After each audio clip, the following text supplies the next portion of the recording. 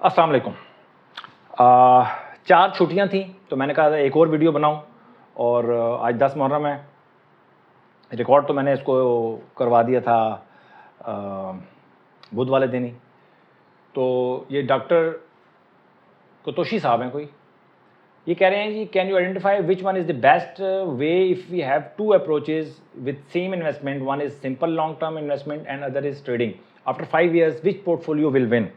ये कहना चाह रहे हैं जी कि मैं 5 साल के लिए एक लॉन्ग टर्म इन्वेस्टमेंट करना चाहता हूँ या 5 साल के लिए मैं शॉर्ट टर्म इन्वेस्टमेंट करूँ, तो कौन सी जो इन्वेस्टमेंट मेरी होगी वो ज़्यादा प्रॉफिटेबल होगी या प्रॉफिटेबल होगी।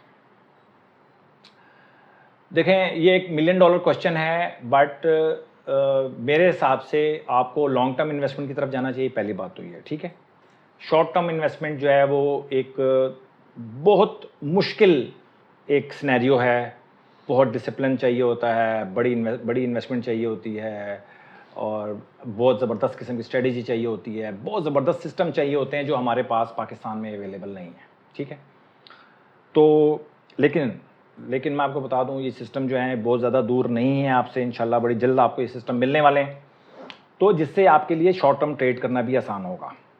दूसरी बात यह है कि लॉन्ग टर्म इन्वेस्टमेंट जो है वो आप कर सकते हैं, बट आपको साइकिल सारे यूज़ करने पड़ेंगे। ऐसा नहीं है कि आज आप 2026 चल रहा है तो 2026 में आप बड़ी टॉप की कंपनीज उठा लें, 10, 20, 15, 30 जितनी भी आप उठाना चाहें और आप इन्वेस्टमेंट कर दें और आप बोलें कि मैं 5 साल के इन्वेस्टमेंट कर रहा हूँ या 10 साल के लिए कर रहा हूँ तो मुझे कोई बहुत अच्छा रिटर्न मिल जाएगा।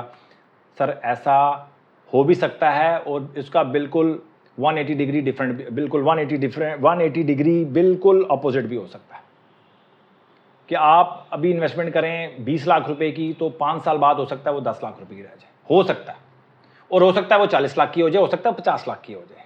तो ये स्टॉक मार्केट के साथ आप टाइम को जब आप इसको आप बाइंड करते हैं ना, तो फिर वो रिजल्ट्स जो है ना वो आपकी मर्जी के मुताबिक नहीं आते।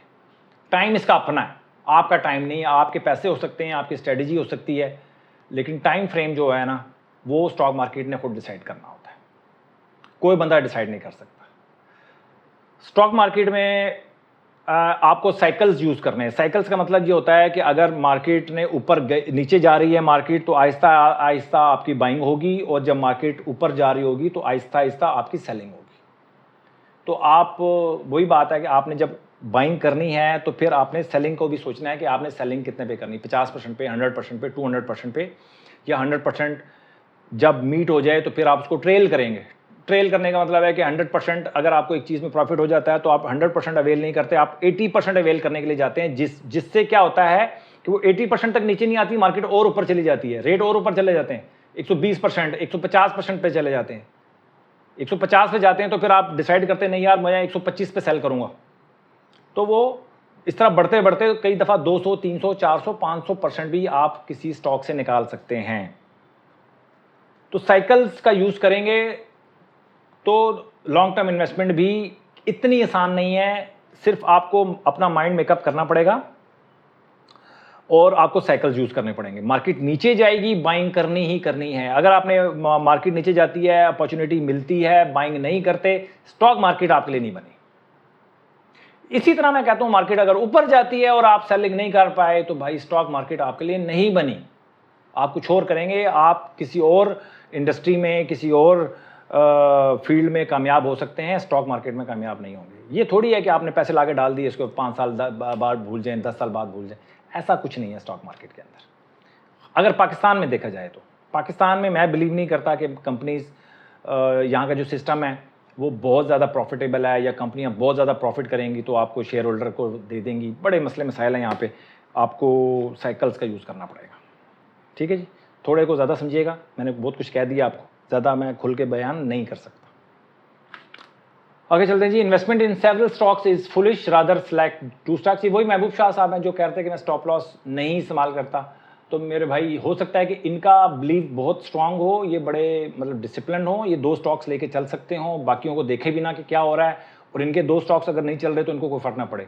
बट ज़्यादातर लोगों को बहुत फ़र्क पड़ता है, इसलिए मैं बार बार कहता हूँ कि 8 से 10 स्टॉक्स होने चाहिए आपके पास, ताकि अगर मार्केट भाग रही है और आपका स्टॉक्स में से अगर 2-3-4 भी अगर परफॉर्म कर रहे हो ना, तो आपको तसल्ली आ जाती है कि ठीक है यार, मार्केट बढ़ रही है तो मेरे भी स्टॉक्स बढ़ रहे हैं। बट 1-2 स्टॉक्स लेके बड़ा हौसले वाला काम है। बड़े अच्छे मैंने इन्वेस्टर्स के साथ काम किया है जो कि ज़िद्दी, मतलब एक ज़िद बना लेते थे और उन्होंने बड़े अच्छे बड़े हैंडसम प्रॉफिट बनाए हैं। लेकिन वो ज़िद जो होती है ना, वो बड़ी, आप एक समझ लें कि पागलपन तक एक आप उनको हिट करना पड़ता है अपने माइंड को, और तब जाके वो प्रॉफिटेबल होते हैं। तो बहुत मुश्किल हो जाती है, यानी कि सारी दुनिया पैसा बना रही है और आपके स्टॉक स्टक हुए हैं, वहाँ पर अपने आप को डिसिप्लिन रखना बड़ा मुश्किल होता है। अगला क्वेश्चन है रज़ा सईद कुरैशी साहब हैं। सलाम। Firstly I will acknowledge your good content which is easily understandable. अब ये कह रहे हैं जी कि please put me wish how to manage my myself ₹1 million portfolio having an investor mindset coupled with a bit of swing trading 10 से 15%। Currently I am having a mix of ये कोई FFC, Meezan bank, UBL, PSO, DCR, MAPL instrument रखे हैं, अच्छे share हैं। मैं हमारी is this combo good NF, ये स्टॉक तो आपके ठीक है, कोई प्रॉब्लम नहीं है। अब मसला ये है कि देखिए, आप 1 मिलियन आपने पोर्टफोलियो रखा हुआ है, बट यहाँ से अगर मार्केट बहुत ज़्यादा नीचे चली जाती है तो क्या आपके पास पैसा है इतना कि आप नीचे एवरेज कर सकें? तो अगर आप बोलते हो यार मेरे पास ऐसा पैसा नहीं है कि मैं आगे जाके इसको एवरेज कर सकूँगा, तो फिर तो बड़ा मुश्किल है, आपने पहला कदम ही गलत उठाया।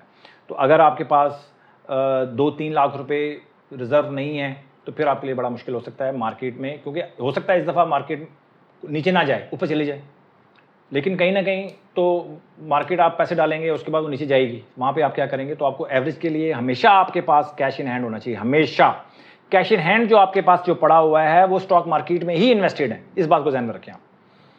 फिर कहते हैं जी स्विंग ट्रेडिंग करनी है ना, मेरे हिसाब से तो आपको 2 अकाउंट अलग कर लेने चाहिए।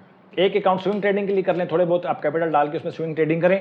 अगर एक लॉन्ग टर्म के लिए रखा हुआ है ना, तो फिर एक लॉन्ग टर्म 2 अकाउंट आपके पास होने चाहिए, वरना डिसिप्लिन बड़ा मुश्किल हो जाता है, कौन सा स्टॉक कौन सा उसमें है। तो 2 अकाउंट रखें अगर आपको स्विंग ट्रेडिंग। और स्विंग ट्रेडिंग आप देखें, अगर 6 महीने का देखें हिसाब किताब के 6 महीने में मार्केट ने अगर परफॉर्म किया और आपका स्विंग अकाउंट जो आपके शॉर्ट टर्म ट्रेडिंग वाला अकाउंट है परफॉर्म नहीं कर पाया, तो या तो आप अपनी स्ट्रेटजी चेंज करेंगे, सीखेंगे, दोबारा 6 महीने दें। अगर फिर भी रिजल्ट नहीं आ रहे तो बस फिर आपने शॉर्ट टर्म ट्रेडिंग छोड़ देनी है। शॉर्ट टर्म ट्रेडिंग आपके लिए नहीं है, ना आप सीख रहे हैं ना कोई स्ट्रेटजी को फॉलो कर पा रहे हैं, तो शॉर्ट टर्म ट्रेडिंग तो नहीं हो सकती फिर, ठीक है। तो फिर ध्यान देना है अपने लॉन्ग टर्म इन्वेस्टमेंट पे। ये था जी मेरा थोड़ा सा, मैंने कहा आज आपके लिए हाजिरी मैं दे देता हूँ ताकि आप मेरे लुबे लुबाब सर यही है, आपको डिसाइड करना है कि आपने लॉन्ग टर्म इन्वेस्टर बनना है या लॉन्ग टर्म इन्वेस्टमेंट करनी है या शॉर्ट टर्म इन्वेस्टमेंट करनी है। हर ट्रेड से पहले डायरी पे लिखना ज़रूरी है कि ये जो ट्रेड मैं कर रहा हूँ इसका सेलिंग का जो तरीक़ाकार है वो क्या है, कि मतलब आप स्टॉप लॉस के साथ जाना चाहते हैं, इसको एवरेज करेंगे, इसको 100% पे सेल करेंगे, इसको 50% पे सेल करेंगे, इसको 300% पे सेल करेंगे, या इसको 100% के बाद आपने ट्रेलिंग करनी है, मैक्सिमम प्रॉफिट लेने की कोशिश करनी है।